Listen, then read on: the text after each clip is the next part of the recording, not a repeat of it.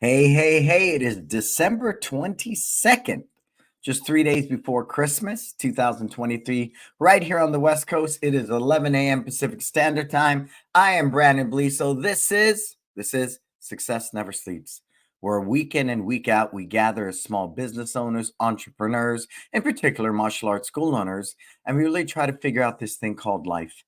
We want to be happy, we want to be financially free, right? We want to be healthy. Just all the things I believe we can strive and achieve if we have a clear plan based upon core values and a purpose and all those great things in life. Um, I feel very blessed to live in this country. I feel very blessed to be in the position that I'm in.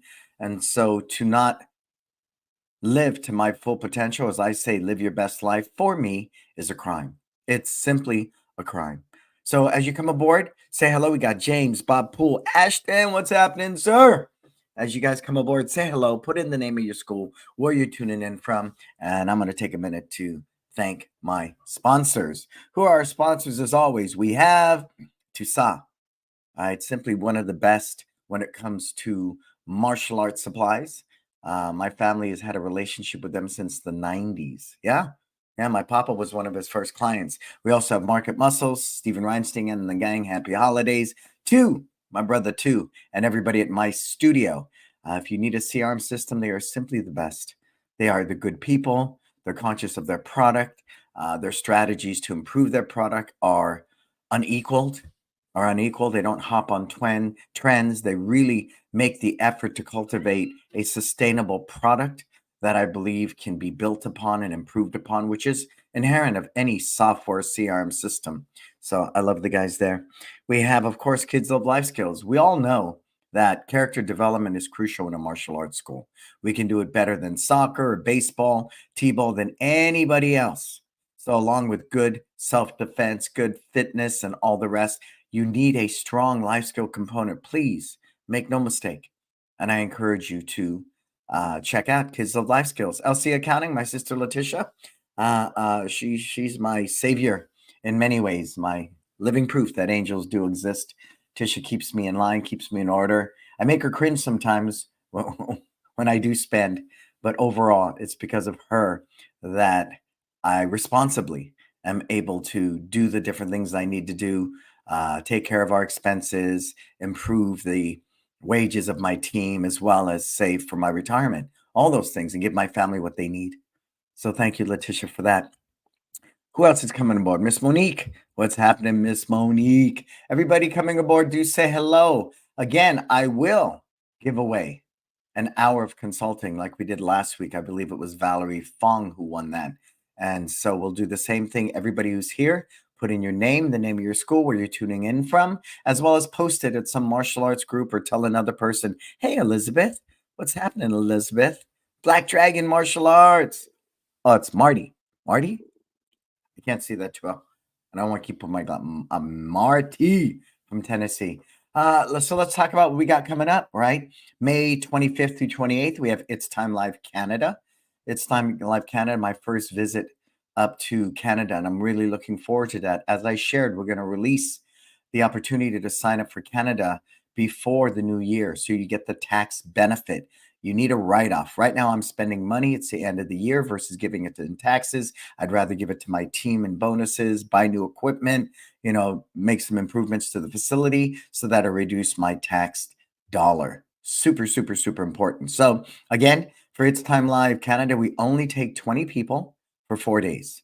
And the 4-day experience is really kind of like the bread and butter, because one day is strictly training on the mat, how to teach better, curriculum design, all that.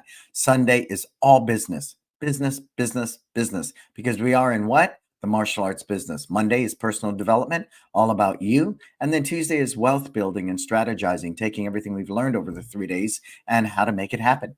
So you really want to be there. It's a unique opportunity. So that's coming up May 25th through 28th. Look for the link. I'm going to post it in the next couple of days. We also have It's Time Life Purpose. That's next November. Of course, it's right here in Millbrae, California, 5 minutes from SFO. And again, 20 people, 4 days. I think we're in our 8th year, and it sells out every time.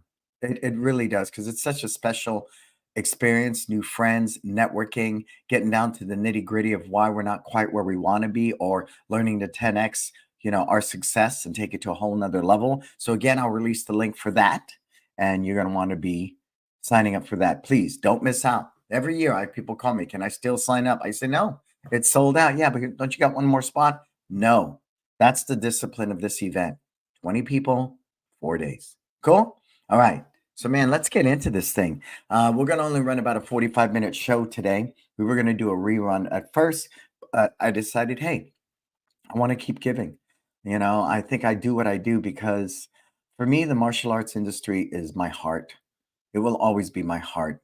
I grew up on a mat since the age of 5. It's always been a part of my life. I've owned schools for 24 years now successfully. It's allowed me to become an example.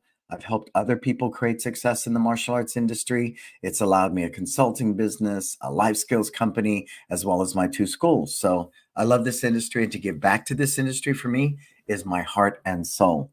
So today it's really about putting me in the hot seat. I don't walk to the beat of the same drum as the majority of people, and I know some people don't like it, and that's okay. That's okay. Some people like Chinese, some people like Mexican. It's okay, for me. But I realize with the advent of social media, it now allows people this other tool to go out there and criticize. That's why we have words like haters, trolls, right? They sit at social media, and that was never there before in the old days because we couldn't even reach each other unless you sent them a letter or called somebody up on the phone, right? But now with the advent of all this, it allows people that ability just to wave a magic wand, and they can sit there and criticize people. And I'm okay with that. I chose a long, long time ago not to play nice. I chose that. That was my conscious choice because what I really saw for me being a school owner was all the information being offered was pretty much just regurgitated from the 1980s with a new bow on it. The simple innovations that I really praise. Roland Osborne is one with curriculum development. Melody Johnson is another with her cutting edge methods of teaching children.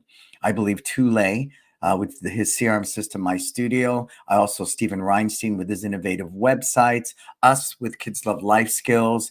Beyond that, I've been in this industry for a long time, as well as I've been a participant as a martial artist. And BJJ, yeah, in the past 30 years, UFC, sure. But other than that, the real tools needed for a small martial arts school owner, which makes up the majority of our industry, right around 100 students or so, it's not moving. It is not moving. I'm not talking about the handful of mega schools with 7, 8 schools or franchises through ATA or the different groups. I'm talking about the majority of our industry, the mom and pop, single owner operator with about 100 students. That needle has not moved. And so I made a commitment a long time ago, and I share this story passionately. I was sitting at one of the big events in the speakers meeting, and we were discussing, you know, what stock we're buying, how many students we have, um, you know, the boat people were driving, their new car, showing pictures. And I just sat there with myself going, this is not what I want to do. I want to change the industry. I genuinely do. I love this industry. So I realized if I want to make an omelet, I'm going to have to break a couple of eggs. And I knew once I chose that path that I was no longer going to be viewed as somebody who played nice. I realized I was going to be viewed as an outlier, which I've become in many circles. And so I'm going to openly talk about some of that today, as well as welcome all of your heartfelt questions. So I'm in the hot seat. So put your questions in there for me. And do say hello. Tell me where you're tuning in from. We have Respect Martial Arts. Hey, Conrad, what's happening, sir? And like I shared at the end of this, everybody who posts in the comments and contributes and shares this show today, right now, you'll be entered into a digital drawing, and we're giving a 1-hour tune-up consultation with me. Cool. So I want to talk about the first one. The first one for me that gets a lot of controversy, and it still does to this day, was me going to Korea and speaking at Kukiwon, right? That was a big, big thing. Before Kukiwon, I spoke at a lot of the different events that were held for Taekwondo and the Korean masters, and I felt a deep, deep kinship, and I still do. I still do. I have great friendships with people like Jim Nan, Chun Lee, Teho Kwan, the gold medalists, um, a lot of people. But fundamentally, what happened, and I understand, okay, we can relate to this. I got asked to go speak at Kukiwon. I don't teach Taekwondo. I'm not Korean. And there's so many Taekwondo businesses out there that are way more successful than me. 7, 8 locations, making way more money than me. So I'm stating that, and I will be the first to admit that. So I could see, because empathy is one of those life skills I truly want to master. Hey, Sensei Mish, what's up, sir? Jimmy, Jimmy from Molala Striking Arts. So I understand that. If I was somebody that devoted my life to Taekwondo, and my father was my instructor, and my grandfather was his instructor, and I'm running 7, 8 locations, and I devote myself to all the different associations, and then this guy comes along who's not even Taekwondo, who teaches Kenpo, and I'm not going to say it's racist, but I'm not Korean. Yet I was asked by Kukiwon to go to Korea and speak. So the powers that be didn't dig it. So organically, over that period of time, I've been aced out of speaking at other events for Taekwondo here in America and on. And I'm okay with that. I'd love to keep giving. I really would, but I'm okay with that. So I understand that. And it was nothing by my doing, it just was what it was. They enjoyed my message, my brand of speaking, and what I have to do. So Cookie One invited me to Korea. But since that time, I do believe many of my relationships with the Taekwondo community have been alienated and strained. And I'm okay with that. I'm okay with that because I do understand why they feel that way. I miss you guys. I do. I always say that sometimes, because my father was my teacher in the martial arts. I have a deep kinship. I even appreciate the senior junior thing. I'm not a drinker at all, but I would never say no to a Korean master when he hands me soju at a Korean barbecue, on and on. So just I want to put that out there because there's so much, I believe, talk about that in many, many ways. And for me, it's just not something I think helps our industry, betters anything. And for me, it makes me sad because I miss many of my Taekwondo brothers and sisters. But to go to Korea and speak on that stage, probably one of the biggest events for Taekwondo, I was so humbled, I was so honored, and I was so grateful. So that's the long and short of that. So for anybody out there, why I'm not at these different events or why you hear in groups, there's bad mouthing towards Brannon Beliso, I'm okay with it. I love you guys, and I'm cool with it. So that leads me into my next one.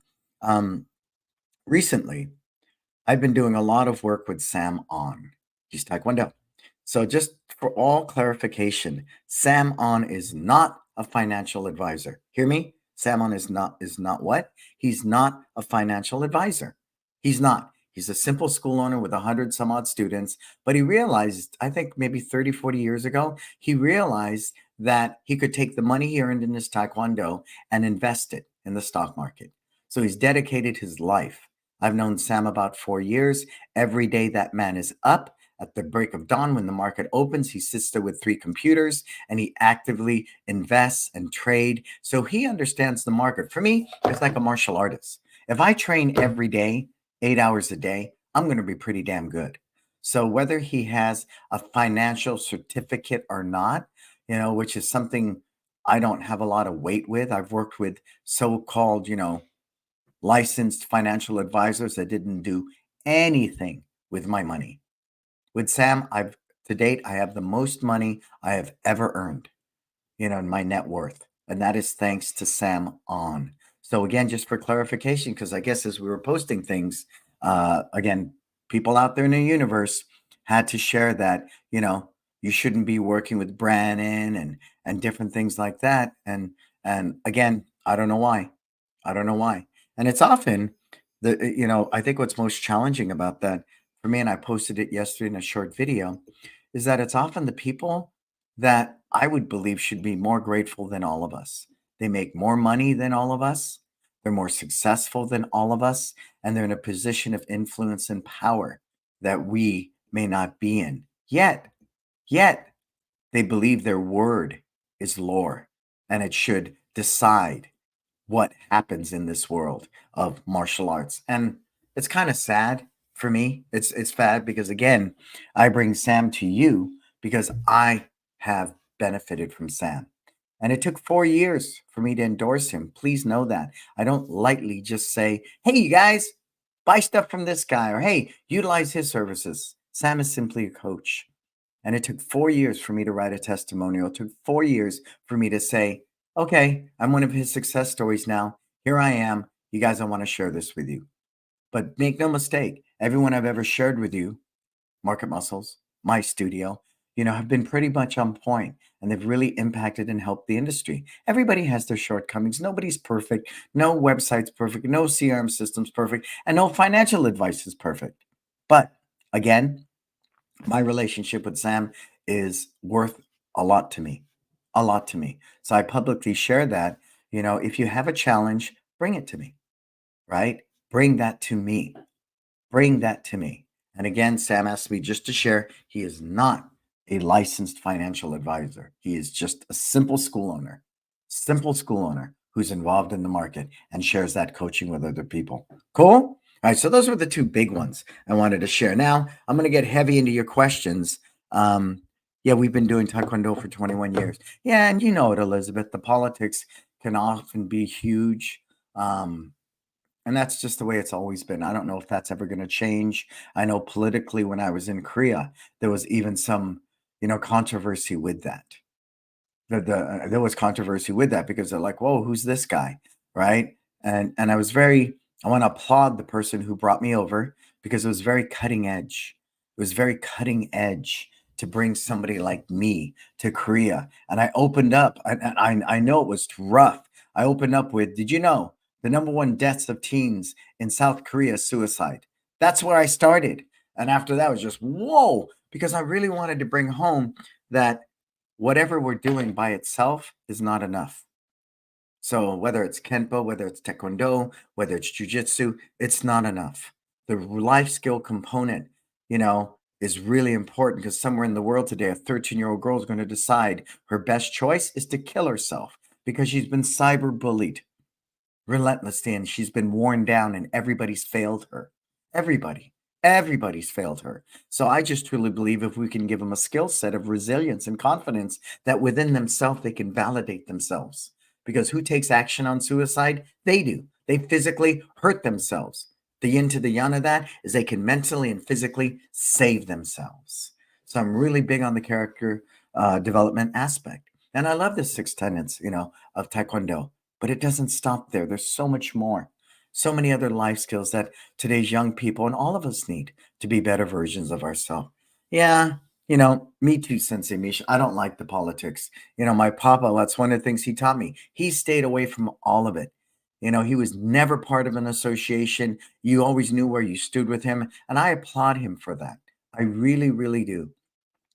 I get hit up with these associations all the time wanting to promote me if I buy a table with 10 seats or put me in the, some martial arts hall of fame. And I want nothing to do with it.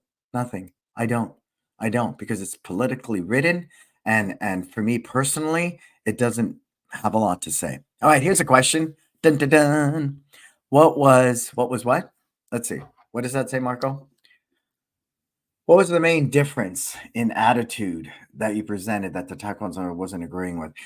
I I don't think they were agreeing with me or not at all. I think the fact just organically that I didn't teach Taekwondo, maybe, since the event is ran by a Taekwondo group, that it doesn't make any sense. And I could see that, right? It doesn't make any sense that, he's not even Taekwondo.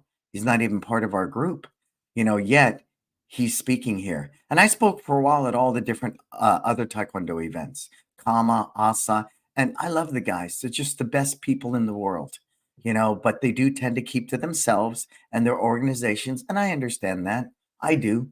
I do. I really, really do. So I don't think it was anything like that um, at all. I was just think, through a process of elimination, I'm not Taekwondo. Because beyond that, I know they use a lot of contracts and upgrades and belt fees, and I do none of that. So that might have rubbed them the wrong way too, right?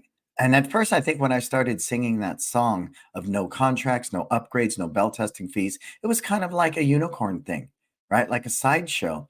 But once it got some legs and people started listening to me and my voice got bigger and bigger, it did become a conflict of interest. I understand that. I do, right? If your sales platform is contracts, upgrades, bell testing fees, built-in retail sales scripts, and this guy comes along singing another song, it's not a threat until it gains some legs, and it's done that in the industry. Today, after a decade of my consulting, I have people all over the world benefiting from my methodologies and philosophies. And right, you say potato, I say potato. I don't think one way's better than the other. I think it's really about you understanding what is your purpose, what is your why. And for me, it's live your best life. And for me, it's just, I don't like sales. I would rather sell you through service. I would rather sell you through amazing classes. I would rather sell you by, taking the time to talk to a parent in the waiting area without any ulterior motive. You know what I mean? So I don't think it was anything like that at all. At least I don't believe it because I love all of them. I don't care what they say to me. I love everybody, whether you have differences with me or not. But that's my personal choice because I need to live from love, right? I had this great discussion yesterday on a discovery call, and I said, we have two choices. We live from love and we live from fear. Under fear, jealousy, envy, right? Prejudice, racism. Take your pick. Under love, tolerance, empathy, right? Acceptance. I want to live in love, and that's my choice. So, I choose not to be indifferent with anybody. Um, and we can both agree to disagree. So that's kind of my way of answering that because I don't want to throw anybody under the bus. That's not my purpose here. What is your top 10 list of daily successful habits? What are the three most? Number one, James, is cultivating my mindset in the morning. Number one. Number one. Because everything begins and ends here. And I can take one thing somebody says and run off down a rabbit hole and be messed up for the whole day. Or I can really cultivate this mindset. Now, there's a very thin line there, James, because there's a huge difference between having a core value and letting your ego and insecurity and narrow mindedness interpret it as a core value. You with me on that? So I'm ever mindful to practice two things. One is gratitude, and I do that in my morning meditation. And number two is humility, to be humble. I don't think my way is better than anybody else's. And that's always been a big thing in the industry. My kung fu is better than your karate or this or that. You see all the Bushido websites and this guy's martial arts sucks and mine's better. And that for me is very ego based because on any given day, we as martial artists understand our famous technique, unstoppable, can be defeated. On any given day, name one great athlete that's never been defeated. There you go. Right? There was a time Babe Ruth was it. He had his time and he got defeated. Muhammad Ali got defeated. Manny Pacquiao got defeated. Right? Some of the greatest UFC fighters got defeated. It's just it's life. So I think for me it's really important to cultivate a mindset of gratitude, a mindset of humility. And then above all, I'm here to serve. Service above self, James. Service above self is another one of my mantras. So by the time my feet hit the ground, I'm in that headspace. But I think often people mistaken my humility for weakness. And make no mistake, I'm a kid from the ghetto. Make no mistake. I will protect my own. And that's a big part of my life too. I'm a huge advocate of turning the other cheek, but when I run out of cheeks, then that's a different set of circumstances. So, I find for me that those main things, gratitude and humility. Then of course, James, the habit of finishing a task one thing at a time is important to me. Making sure that every day I do the fundamentals, open the door, take the money, teach the classes. And then the other habit of moving the needle of what my business is going to look like in 1 year, 3 years, 5 years is really imperative, right? That habit of just teaching and not doing anything else is going to kill your school because you have to market. You have to develop leadership skills. You have to cultivate your team. You have to budget. You have to plan for build outs and renovations and expansion. All of it has to be done. So it's really mastering my mindset, James, at any given moment is vital for me. Elizabeth, we are restructuring our and doing away with testing fees. I think so. You know, I hear from school owners all the time, Elizabeth, when it comes to testing fees. We don't want to test this cycle. That's not good. And they don't want to say, I don't have the money. Or it's maybe their silent protest. I'm tired of you nickel and diming me every 3, 4 months with these testing fees, right? You hear that. Or the most uncomfortable conversation when we did offer testing fees of, excuse me, we're done testing and you haven't submitted payment for the testing. It's just not a Disney experience. So we chose to eliminate it, Elizabeth. And at one point, we just all rolled it in. We rolled it into our tuition. So it's a one-stop shop. We're a little bit, I think, above the national average. We're about 259, I think, or 279 for twice a week, right? On our month to month, but everything's inclusive. And that's super, super important for even black belt. Beautiful embroidered belt is like $40, $50 now. A nice certificate on a wooden plaque, that's another $30 plus the payroll to pay everybody to administer testing. But you know what? You earn that. Think of the thousands and thousands of dollars somebody spends with you by the time they test for black belt. So for us, it just rules out that perception of nickel and diming. Plus paperwork. We have no paperwork. You know how hard it is to sit there and give testing forms and take them and do all. It's just no way, not for us. So that for me is a huge controversy in the industry. People think when I say that, I'm saying you with testing fees, you suck. No, I'm not. Have all the testing fees you want. Do contracts, do belt fees. It doesn't matter because when the day's done, I don't pay your rent. I don't feed your family. Who cares what I have to say? Who cares? Right? It only matters if it resonates with you, Elizabeth. And if you're going, based upon the culture and the values of my business, of my martial arts school, I'm going to eliminate testing fees. Only then does it have any validity in your life. That's it, right? That's it. That's it. So again, people misinterpret that all the time. What are some other questions we have? Karth, it's all about following the tenets. Yeah, the first one is courtesy. Love your attitude about the situation. I love my Taekwondo brothers and sisters. I don't care what they say about me, or who they are, right? Who they are. It's perfectly fine, right? It's perfectly fine. Um, it's easy as a human being to get butt hurt over it. But if I let love dominate my thinking, then, you know, the more you hate me, the more I'm going to love you. The more you talk bad about me, the more I'm going to love you. And I'm sure you might have ran in circles where people have said things. Somebody called me Beanie Boy. Okay, God, if that's the best you can do with your college education, rock and roll there, buddy. Right? If that's what works for you. And I get it though. Like I said, I get the situation. I understand why. But I am so honored and grateful to have gone to Korea and speak at Kokiwon. I am.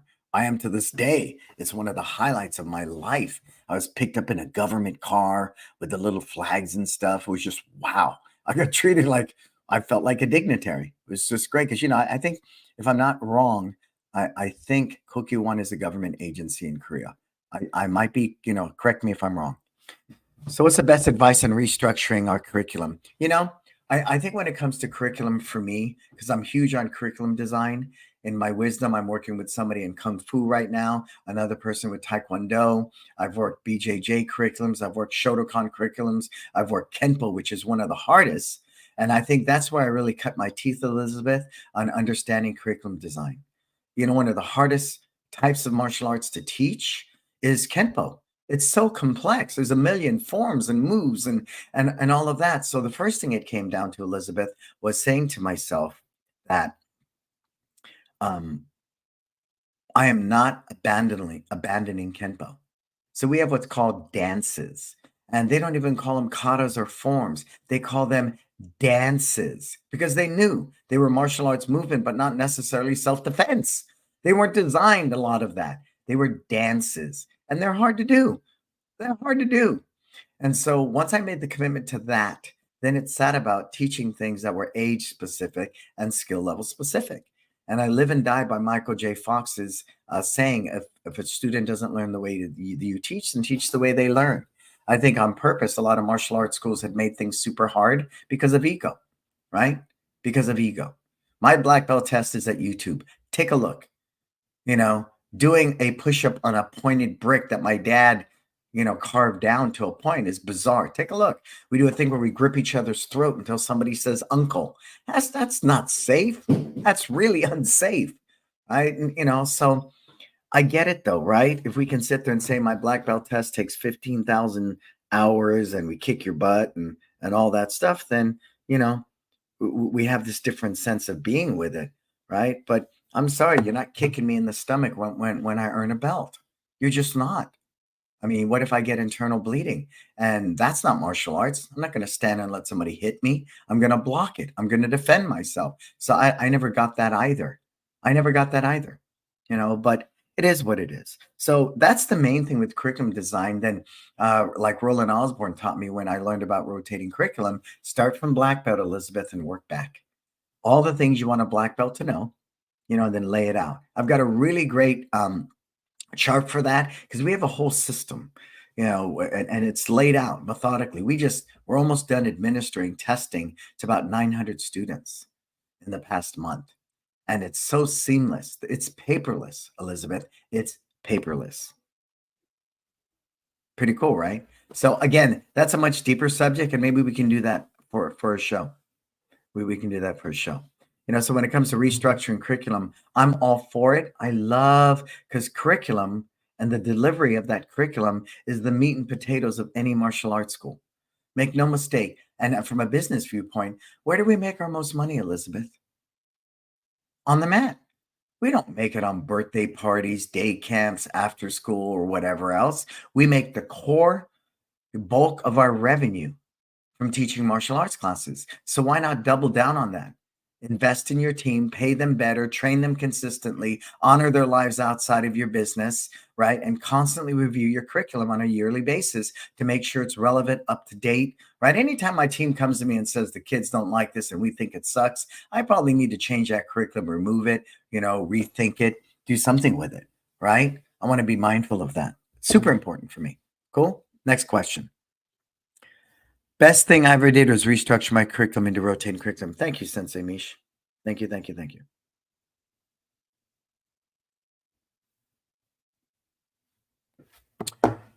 Oh, all right. Look at this question. Remember, I'm only going to stay with you to about 11:45 today, but I love this format. We'll pick it up in the new year also. I love your questions. Sometimes you see owners lose their passion for martial arts and it affects both their teaching and business acumen. What can you do to help them? Again, it goes back to a mindset thing. It really does. A work-life balance, we talk about that a lot, but I just saw on TV the CEO of Wayfair telling his people, you got to work longer hours and work harder. I think the yin to the yang, we've gone to the way, way, way, way, way, way, way over here where everything's work balance and this Me Too. And I'm not criticizing it. I'm just saying there needs to be a balance. When does Me Too become We Too? When does Me Too become us? What does Me Too become how about you too? Right? So there needs to be a balance in that. So there is me time. I take me time for me every week to prevent burnout. I'm only teaching 2 days a week now, again, by the grace of God, and my team's all healthy and everybody's back. But I would teach 5 days a week because I love teaching. But I get a massage every week. I meditate. I do certain things to help me endure the stress and endure, what comes with being a small business owner. Because make no mistake, you've chosen to do the hardest thing in the world. You're a small business owner. That's it. That's it. That's it. So a lot of what I find builds grit for me is when I'm faced with a challenge and I'm able to elevate and work through my challenges. And it's easy to be great when things are going your way. Hard to be great when life is difficult. That's what builds character. That's what makes us better people, in the words of the Dalai Lama. So I want to be mindful of that in this case too, that everything I do helps me, maintain that sense of balance. But make no mistake, you're going to burn out. You're in the toughest, if you made the toughest choice in the world. You can't call in sick. You can't. So again, burnout, I think, is very unique to each individual. And for me, when I wake up in the morning to cultivate the proper mindset to be able to endure the challenges and the stress that comes with being a small business owner is really what I spend more time with. So I don't get to the point of burnout. You feel me? And then the work-life balance, Um, I spend a lot of money on payroll, and I get criticized for that too sometimes because people think, all that money's not going into my pocket. But you know what? I can't buy back time. I simply cannot buy back time. And that time is important for me to, like, today, I'm going to go. My son's got a basketball game. And then after that, we're going to go to Great America, right, for the holiday. I, I don't get that back. I don't get that back. I drive my kids to school every morning. I'm only going to get that window. My son's got 4 more years of high school. I'll never get that back. So, what is that worth to me? It's worth a lot of money. A lot of money. So again, when we talk about that burnout and stress, it's prioritizing what's important, right? And then working methodically, creating a plan to execute that. And if you believe for yourself you're doing the good work, you're really doing the good work, then you won't beat yourself up so much. Now, I'm not all about decade and decade and decade. You're still stuck at 100 students. I'm not about that. That means you're not doing the right work, right? But I'm definitely not about turning a blind eye to my business and just simply, going home after work and watching reruns of Games of Thrones. And, no freaking way. You got to do the work and you do the right work. It's not stressful when you're living from purpose. It's not. And if you know what your purpose is and you methodically execute that, there's no challenge there. Okay, a couple more questions, and I'm going to be getting out of here. Sometimes, okay, that's the passion one. What's this one here? Let me look at my glasses. What advice would you give the old school martial artists adapting to new school teaching without compromising their art? Wow, that is my purpose. That is my purpose. That is my purpose. And I'm restructuring a curriculum right now. And the guy said, "Your guys are good martial artists." That is my priority.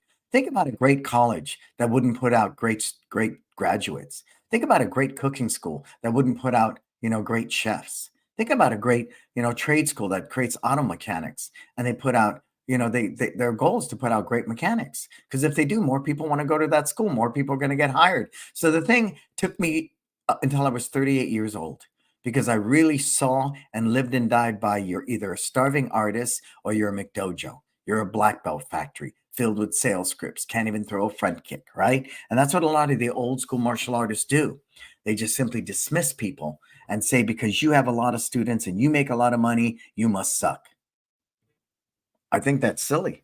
Tesla's one of the most bought cars in the world right now, right? And it's a really good freaking car. I have a Tesla. So I beg to differ on that. I beg to differ. So for me, I want to be really, really mindful that when I decided to throw my hat in the arena at 38 years old, I was a good soldier, taught for my dad. I taught for my other instructor, Rick Alamani. I taught for my instructor, Ralph Castro. When I threw my hat in the arena at the age of 38, I said to myself, I will not compromise the integrity of my art, but I will not be poor and broke in that process. So my goal became maintain the integrity of my art and make really good money. Not okay money, really good money. And we beat last year. San Francisco's a little over 810,000. Last year was 805 and the month's not over. Definitely for us. And Millbrae's at 1,031,000. So it'll break the 1,040,000. Right. And again, I will happily show you that in my studio. You can ask Letitia for my tax returns. I have no reason to lie about this stuff at all. At all. It serves no purpose. So once I made that commitment, then the ability to cultivate curriculum that was age specific, skill level specific was important. We had katas and white belt that now sit up in year 4. It's a better learning experience. They're more mature martial artists and they comprehend it better because I'm about learning and comprehension, not simply memorization. And that's, I think, the challenge with a lot of the old school martial arts. They got 50 katas to black belt. It's not necessary. It simply is not. It's not. It's not. It's not. And so it was really cool to say I know all these katas, but I think it's cooler to say I know these katas better. Like Bruce Lee said, I don't fear a man that's done 10,000 kicks. I fear a man that's done one kick 10,000 times. So again, maintaining the integrity of our art and so not selling out, not watering it down became a purpose. But I didn't root that in ego and insecurity and narrow-mindedness, right? I really rooted it in Kenpo is a great art. I love, love, love Kenpo, and I want to get it to as many people as I can. I want to make it accessible. while still producing great martial artists. So I hope that helps because I am that old school guy. I started in 1967. You can't get more old school than that. I was in the blood and guts era, fought with no gloves. I'm all busted up now in my 60s. I got floating, I got floaters in this eye. I have TMJ from getting hit too many times, right? My left foot, I just, my sciatic, I could go on and on with my injuries, on and on, on and on. And at the time, we thought it was cool and it was romantic. But I'm telling you, at almost 2 years old, I'm paying for it. I'm really paying for it. So again, training safely and keeping your body intact is so important. All right, one more question, then we're going to wrap this up. What do we got? If someone is on the fence with working with you, coaching, mentoring, what would you tell them? If someone's on the fence with work, oh, you mean someone wants to work with my coaching or mentoring, or you want them to be part of your business, part of your team or your business? If someone's on the fence with working with you, coaching, mentoring, what would you tell them? I think if they're on the fence, that's perfectly good. I would praise them on their thorough doing wisdom or the group mentoring. You know, I think the biggest thing is I don't sell you my coaching or mentoring because I don't want you to buy something from me. Much like your business, when you get people to believe in what you do, the only way people are going to truly believe in what you do is on their own accord. Because if you're sitting on the fence and you don't know if you want to work with me or not, I'll happily sit on a discovery call with you, but I would no way, shape, or form sell it to you, right? Because really, if you think of some of the most successful programs, let's take AA, right? It's about attraction, not promotion. Now we need to promote our businesses responsibly, and I do that with my website and my events and all of that. But when the day's done, when you're all in, you do the work because working with me is not easy. It is not easy. You work with me in my coaching or mentoring, you're going to cry. You're going to hate me some days. You're going to work harder than you ever have. People come to me, well, I've been working really hard for 20 years. Now I got to work 10 times harder. Yes, because you never did the work you needed to do to begin with. You didn't set up your business properly with a proper business structure. You didn't do your organizational chart. You didn't decide your purpose and your brand. You didn't design a proper logo. You're still using a silhouette of someone kicking in a patch. On and on and on. Because I understand in business that if I want to be successful, I need to wear a lot of hats really, really well. And what I don't know, I can learn. If I was a white belt at one point and now I'm a black belt, how did I get there? I learned something and I practiced it and I demonstrated proficiently. Same thing here. So, yeah, if you're on the fence about working with me, stay on the fence until you decide. Right? Talk to Jason Smith. He's a prime example. He followed me at Facebook for years, I think, then came to the 2-day event of its time. Then he saw me speak at Harvard and we went to dinner. Then he came back out here for the 4-day event. Then after that, he did my It's Time group mentoring for, I think, 8 months. Then after that, he did wisdom with me for 6 months. And now today, Jason's working with me and Marco and Miss Monique, and we're going to facilitate the It's Time group mentoring again. So I applaud Jason for that. I wouldn't hop in feet first with anybody anyways. And you pay a pretty penny to work with me. Everybody knows that. It's posted right there at Wisdom. I don't hide anything about that. So if you're on the fence, stay on the fence. Because when you feel empowered within yourself to get off that fence and decide you're going to go all in and work with me, we will get results. But make no mistake, you got to do the work. You got to do the freaking work. Cool? All right. So, hey, that's part one. I think we should pick this up, Marco. When we come back next week, I'm off the whole week. So we'll do a rerun, but maybe the week after that, because this has been amazing. And I love your questions and I want so many more of them. Thank you, Sensei Mish. Any level of mentoring from professor is worth it. And I won't guarantee you anything. That's a lie. Nobody can guarantee you anything. It's simply a lie. I can't do that. I wouldn't do that. It's not right to do because the one variable I can't control is you. I can't control if you're going to do the work or not do the work. I can't do that. I can't. But make no mistake, I will turn your life upside down because I look at every aspect of what you do, every aspect. because who knows where the hole is in your game? Who knows where the weak link is? But every bit of your business needs to be addressed because you build this great business and there's something lurking in the shadows that's unstable, like a house of cards that's going to fall. So every aspect of your business needs to be looked at and needs to be turned over and turned over. And, it's really the way it has to be done. Merry Christmas to you and your family too. So again, what do we got coming up? We have It's Time Live Canada. I'm going to post the link for that. Sign up, please. Only 20 spots. It's the most intense 4 days you'll ever get. It's Time Life Purpose, right? That's coming up as well. That's next November. But why do we post it now? Because you want to get the tax write-off before the end of 2023. That is smart business. And the best investment you could possibly make is in yourself. I want to thank my sponsors, year in and year out. Toussaint, I've been with them for a long time. They've been a sponsor of my shows and my events. Market Muscles, my studio. Again, people I've been with since almost the start of their companies. Loyalty. I say this painstakingly. I once was with sponsorship with Rainmaker. And then two, who's my good buddy and my brother, brought my studio to me. At the time, it was just an events app. And then two decided to become a CRM system, much like Rainmaker. And I chose to go with two.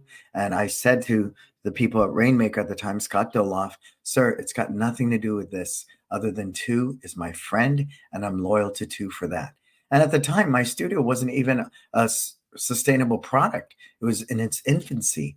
But my loyalty to my friend two was my decision in that process. So it was nothing. And that's probably another controversy that sits out there. I think Scott Doloff and everybody at Rainmaker are good people. And if you use Rainmaker, more power to you. It was just simply a loyalty thing to my friend too.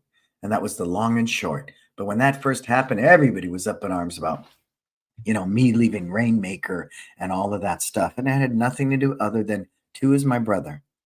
And it was my loyalty to two. That's all that was. So again, one more myth to dispel. And then kids love life skills. Of course, you need character development. Reach out to Marco, Letitia, anyone that uses it. It's used in over 450 schools worldwide. It's a very sustainable life skills system, easy to implement. One, I encourage everybody to at least check out.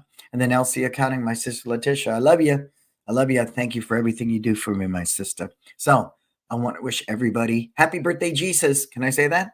Merry Christmas, happy holidays. I won't see you next week. I won't see you to the new year. Let's make the last week or so really strong. If it's taking a vacation and chilling out, fine. Our numbers in our schools have done really well. And I know in the next week we'll do even better because we have a tuition increase in January. So organically, we let some of our long-term students purchase a year pay in full. We're not big on cash outs. We're not big on that because it kind of overinflates a month and makes our numbers look a little better. We're cash in, cash out. But for our longtime members, again, retention, it's something that we offer so they can get the current rate for 1 year paid in full, right? And avoid the tuition increase for another year. You with me on that? Cool. All right. Hey, thank you so much. I hope this has helped. Again, I want to live in love, empathy, tolerance, acceptance, patience, diversity. We don't all think the same, nor should we, but it doesn't mean I have to hate you for it. I have to talk poorly about you for it. If I can be empathetic and respect you for who you are and applaud you that you have the courage to be you, values and all, opinions and all, then I'm learning to become a better version of myself. Cool? All right. Hey, I'm Brannon Beliso. This is Success Never Sleeps. Until we talk again, what are you going to go out there and do? Live your best life.